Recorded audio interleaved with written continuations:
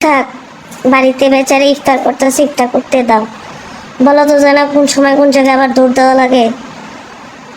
ইফতার বাড়িতে করতেছে, করুক। হুট করে আবার হ্যাচকা টান দিলে পালাইতে হইব না? 2 দিন ইফতার করতেছে, বাড়িতে করে নি।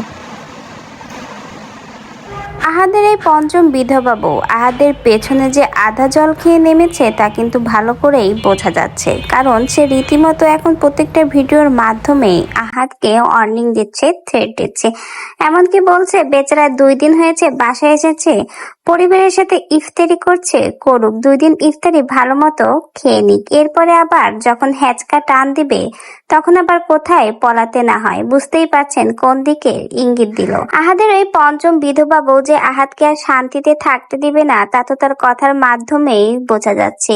সে কিন্তু কথাটা ইঙ্গিত দিয়েছে, কারণ সেনাবাহিনীতে যে সে কিন্তু আহাদের নামে কমপ্লেন করেছে যে কোনো সময় কিন্তু আহাদকে আবার ধরতে আসতে পারে, আর সেই কথাটারে ইঙ্গিত দিল কিন্তু এখানে। এই জন্যই বলেছে 2 দিন বেচারা পরিবারের সাথে ইফতার করে নিক, এরপরে আবার হ্যাচকা টান দিলে কোথায় না কোথায় বেচারা আহাদকে আবার পালিয়ে বেড়াতে হয়। সেই কথাগুলোই কিন্তু এই ভিডিওটার মাধ্যমে ইঙ্গিত দিল আহাদের এই পঞ্চম বিধবা বউ।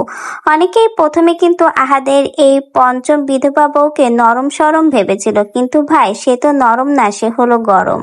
আহাদের জীবনটা এখন অতিষ্ঠ করে তুলেছে। এতদিন আখি ছিল নিরীহ নরম সরম একটা মানুষ, এমনকি আখির পরিবারও কিন্তু খুব একটা বেশি সেরকম কূটনীতি বোঝে না। এই জন্য আহাদের সংসার থেকে আখি চলে যাওয়ার পরে কিন্তু আহাদের উপরে তেমন কোনো প্রভাব পড়েনি, কিন্তু আহাদের এই পঞ্চম বউ যে গভীর জলের মাছ তা কিন্তু বেশ ভালো করেই তার এই কথাগুলোর মাধ্যমে বোঝা গেছে। আহাদ ভাই এবার যে কোন নৌকায় পাড়া দিয়েছে, এখন তো দেখি আহাদ ভাইয়ের ডুবা ডুবা অবস্থা। এখন দেখা যাক আহাদকে আবার কবে ধরে হ্যাচকা টান দিয়ে আবার কোথায় না কোথায় নিয়ে যায়। দেখা যাক আহাদের এই পঞ্চম বিধবা বউ যেভাবে ভিডিওর মাধ্যমে ইঙ্গিত দিচ্ছে, তাহতে মনেই হচ্ছে সামনে বড় কোনো ধামাকা নিশ্চয়ই আসতে চলেছে।